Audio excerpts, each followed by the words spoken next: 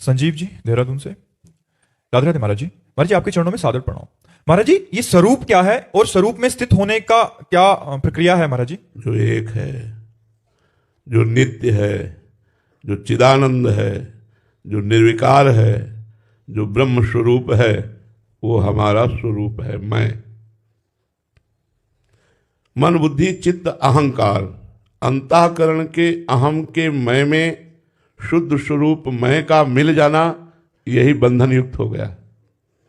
साधना के द्वारा अंतःकरण मलिन जो मैं है, मलिनता, मैं स्त्री, मैं पुरुष, मैं विद्वान, मैं धनवान, मैं कुलवान, मैं के आगे जो भी प्रकृति जन्य लगता है वो मलिन होता है। उस मैं को, मलिनता को दूर करके साधना के द्वारा जब स्थूल से मैं हटा, सूक्ष्म से मैं हटा, कारण से मैं हटा, तो जो शुद्ध मैं है वो ब्रह्म स्वरूप है। ब्रह्मविद ब्रह्मैव भवति, जो ब्रह्म को जान लेता है वो ब्रह्म स्वरूप ही अपने को पाता है, क्योंकि हमारा स्वरूप ब्रह्म में है। शंकर सहज स्वरूप सम्हारा, लाग समाधि अखंड अपारा, अखंड अपार समाधि सुख को प्रदान करने वाला स्वरूप बोध है। हम अपने स्वरूप को भूलकर अपने को स्त्री पुरुष मानकर मन और इंद्रियों के विलास में अपने जीवन को व्यर्थ नष्ट करते चले आए, अनंत जन्म हो गए। आज हमें साधु समागम के द्वारा अवसर मिला कि हम अपने स्वरूप की तरफ झांक कर देख पाए। वो है विवेक रूपी दर्पण। जब तक विवेक प्रकट नहीं होगा तब तक स्वरूप की तरफ आप नहीं बढ़ सकते।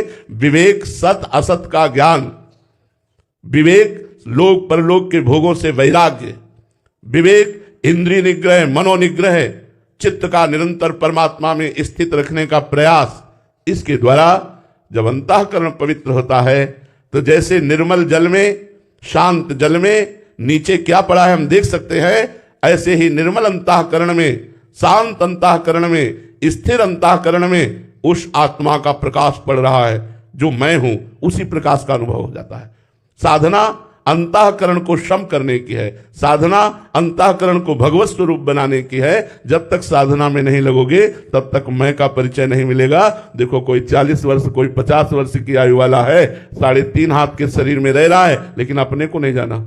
बड़ा जानकार बनता है, दुनिया की जानकारी इकट्ठा किए, लेकिन वो अपने को नहीं जान पाया, अपने आप से नहीं मिल पाया, तो क्या जानकारी, क्या जानना हुआ। इसलिए प्यारे, गुरु की शरण में जाकर के शास्त्रों के स्वाध्याय के द्वारा प्राप्त विवेक के द्वारा हम अपने स्वरूप को जानने की चेष्टा करें। बिना गुरु चरणों का आश्रय लिए यह स्वरूप बोध नहीं हो सकता।